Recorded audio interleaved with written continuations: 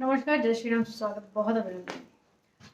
कुंडली में जब भी हम विवाह की बात करते हैं तो बहुत तरह के ख्याल तो खैर आते ही हैं। आजकल देखा जाता है कि विवाह या तो बहुत देरी से हो रहा हो या ना ही हो रहा हो। बहुत ज़्यादा उम्र हो चुकी हो जातक या जातिका की, लेकिन अब तक विवाह संपन्न नहीं हो पाया। क्या कुछ कारण हो सकते हैं? एक पहले वीडियो में हमने जाना था कि विवाह देरी से क्यों होता है। आज कुछ और ऐसे ही लक्षणों को देखेंगे कि कुंडली में ऐसे कौन से दुर्योग बन जाते हैं या कौन से प्लैनेट्स ऐसे हैं जो कि विवाह को या तो देरी से कराएं या विवाह को होने ही ना दें। सबसे पहले जैसे हर बार की तरह हम देखते हैं कि लग्न और लग्नेश की स्थितियों को तो हमें देख ही लेना है। साथ ही साथ में विवाह का, क्योंकि चर्चा हो रही है विवाह की, तो विवाह के जो कारक ग्रह हैं उन सभी को भी देखना बहुत ज़रूरी होगा कि उनकी प्लेसमेंट कहाँ है, किस राशि में है, किस नक्षत्र में है।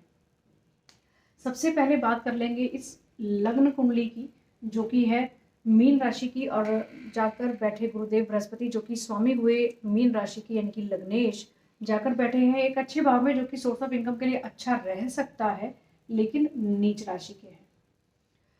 साथ ही बात करें, बेशक से शनि की दृष्टि यहाँ अपने घर पर पड़ती है तो कुछ नीच भंग होने की संभावना यहाँ जरूर हो सकती है, लेकिन पूरी तरह से नीच भंग ना होने की वजह से गुरुदेव बृहस्पति लग्नेश होकर और कहीं ना कहीं विवाह के कारक ग्रह होकर नीच राशि में जाकर बैठे, सबसे पहला अभियोग विवाह को लेकर। और उसके अलावा हम बात करेंगे, क्योंकि सप्तम भाव में यदि आप दृष्टि रखें, मंगल यहाँ पर विराजमान है। मंगलिक जातक कब बनता है? जब 5 ऐसे भाव जिनमें मंगल यदि बैठे हों तो जातक या जातिका मंगलिक बन जाता है या बन जाती है। तो उसमें से एक भाव है सप्तम भाव, जहाँ पर मंगल का बैठना इस जातिका को मंगलिक बना देता है। तो ये भी दूसरा कारण हुआ, या तो विवाह देरी से हो या विवाह ना हो। यदि इन परिस्थितियों में हम ये एक बात को सोचें कि यदि अगर अभी तक विवाह हो चुका होता तो विवाह में बहुत तरह की परेशानियों का सामना भी करना पड़ सकता था, क्योंकि सप्तम भाव में मंगल है, अष्टम भाव में देखें तो शुक्र जबकि स्वग्रही है, शुभ फलदायक हो सकते हैं, लेकिन केतु की युति में है और राहु की दृष्टि में है। तो यहाँ पर विवाह के जो कारक यानी कि वैवाहिक जीवन, जो शादी के बाद का जो हमारा जीवन होता है, उसको हमें कहाँ से देखना है? शुक्र से, जो कि पीड़ित है राहु की दृष्टि में और केतु की युति में। और सबसे बड़ी बात, अष्टम भाव बेशक स्वग्रही है। शारीरिक प्रॉब्लम्स हो सकती हैं, किसी ना किसी तरह के हेल्थ इश्यूज रह सकते हैं, और क्योंकि मांगलिक भी है ये जातिका और वो भी सप्तम भाव में मंगल का होना, वैवाहिक जीवन को खराब करने का काम यहाँ मंगल भी करेंगे। तीसरी जो एक इम्पॉर्टेंट बात है, कुटुंब भाव में अगर हम दृष्टि रखें तो यहाँ पर है राहु। राहु एक ऐसा प्लैनेट है जो कि अगर तीसरे, छठे और एकादश भाव में अगर बैठा हो तो शुभ फलदायक हो सकता है, खासतौर से धन को लेकर। लेकिन दूसरे घर में, अष्टम भाव में, इन दो घरों की अगर हम बात करें, खासतौर से जब हम विवाह की चर्चा कर रहे हों, पारिवारिक सुख को देने में राहु बहुत तरह की अड़चने पैदा कर देते हैं। दूसरा, क्योंकि वाणी का भाव तो है ही, कुटुंब का भाव भी है, परिवार में अनबन कराने का काम यहाँ राहु करेंगे। और किस वजह से करेंगे? क्योंकि ये है वाणी का भाव, और यहाँ पर वाणी ऐसी कर्कश दे दें कि यदि किसी बात पर गुस्सा आए जातक या जातिका को तो वो जो मर्जी वो बोल दे और परिवार में किसी भी तरह से वाद विवाद शुरू हो जाए। अष्टम भाव, क्योंकि ससुराल पक्ष को देखना है तो यहाँ से विचार जरूर करेंगे। जहाँ पर केतु बैठे हैं, अपने खुद के शरीर की बात करेंगे तो कहीं ना कहीं रोग तो यहाँ देने का काम केतु करेंगे ही, लेकिन परिवार में भी, क्योंकि राहु और केतु की दोनों की दृष्टि अष्टम और दूसरा भाव, दोनों ही जो परिवार के जो भाव हैं, एक पूरा कुटुंब और दूसरा ससुराल पक्ष, दोनों ही परिवारों को इन्होंने दूषित यहाँ पर किया। और इन दोनों से ही हम विवाह के बाद की बातों को भी विचार जरूर कर लेंगे। तो ये कुछ ऐसे कारण हैं जो कि लग्न कुंडली में साफ नजर आते हैं कि या तो विवाह देरी से हो या हो ही ना, और यदि हो तो विवाह के बाद बहुत तरह की परेशानियों का सामना करना पड़े। अगर साथ ही साथ में हम लोग नवांश कुंडली D9 चार्ट, जो कि बहुत इंपॉर्टेंट है यदि विवाह के बारे में चर्चा करनी है, तो D9 चार्ट को भी देख लेना बहुत जरूरी होता है। D9 चार्ट की अगर हम बात करें तो चंद्रमा केतु की युति में आकर विराजमान हो गए हैं द्वादश भाव में, और सूर्य और राहु की युति यहाँ पर बन जाती है, तो ये है पितृदोष। और सूर्य और चंद्रमा दोनों ही क्योंकि पीड़ित हो चुके हैं यहाँ पर, ये अपने आप में ही एक प्रबल पितृदोष तक तो बनता ही है। और पितृदोष एक ऐसा दोष है जो हमारे सेकंड हाफ ऑफ लाइफ में, क्योंकि ये D9 चार्ट के अंदर है, बहुत बार ये प्रश्न पूछे जाते हैं कि क्या D9 चार्ट में ग्रहों की गणना हमें करनी है, उनकी दृष्टियों की गणना करनी है, या दुर्योगों की या योगों की गणना हमें करनी है। तो बिल्कुल D9 चार्ट भी बहुत इम्पॉर्टेंट चार्ट होता है। बहुत तरह की जो चीज़ें हैं यहाँ लग्न के साथ साथ हमें D9 चार्ट से भी देखनी ज़रूरी होती हैं।